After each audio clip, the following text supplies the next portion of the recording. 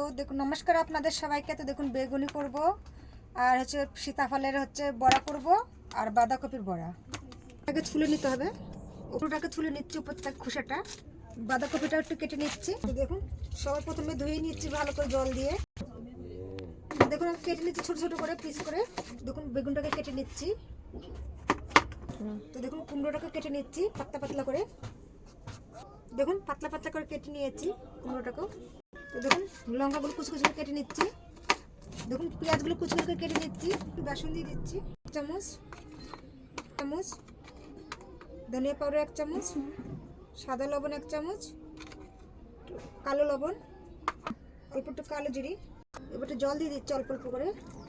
তো দেখুন, বেসনটা কত মোটা হয়েছে, আর এটাতে লবণ হলুদ মাখিয়ে নিয়েছি।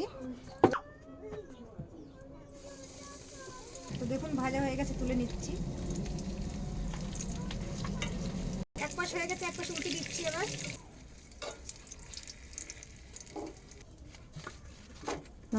দেখুন, বেগুনগুলো দিয়ে দিচ্ছি।